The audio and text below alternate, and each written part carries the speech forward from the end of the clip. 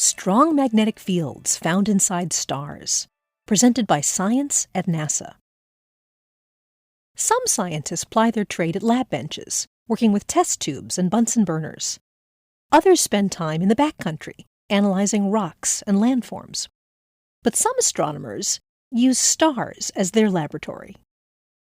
Dennis Stello of the University of Sydney School of Physics in Australia says, if we want to understand how stars form and grow old, we need to understand all the physical ingredients that govern their evolution. Current standard models of stars ignore magnetic fields, mainly because they are one of those aspects that are hard to model. As it turns out, that could be an important omission.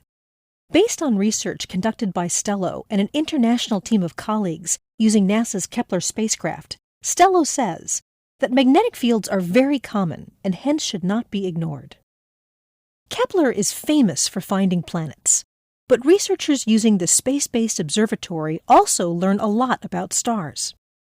Kepler routinely surveys thousands of stars, looking for slight variations in brightness that signal the transit of a planet across the stellar surface.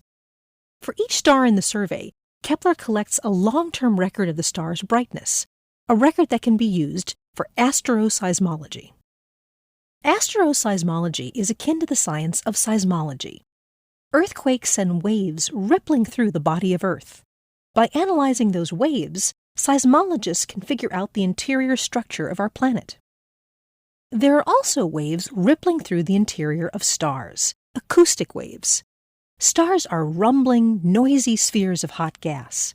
Sound waves bounce around the interior and cause the stellar surface to vibrate, much like the head of a drum. These vibrations reveal themselves as fluctuations in a star's brightness. Astroseismologists analyze brightness fluctuations to study the interior structure of stars, including the strength and distribution of magnetic fields deep below the stellar surface. This is exactly what Stello and colleagues did using Kepler observations of 3,600 red giant stars. Stello says, about 60% of the sample showed evidence of strong internal magnetic fields, and about 20% have strong magnetic fields all the way down in the core. Theorists had conjectured that magnetic fields might exist deep within stars, where they would have a major effect on stellar evolution. The Kepler data showed that this is indeed the case, especially among stars more massive than our Sun. Stello notes that because most action in a star is in the core, the state of the core is very important for how the star evolves. Having strong fields in its core could potentially have significant effects on how the core spins up the outer layers of a star. What's next for Stello and colleagues? Back to the laboratory, he says. That is, back to the stars.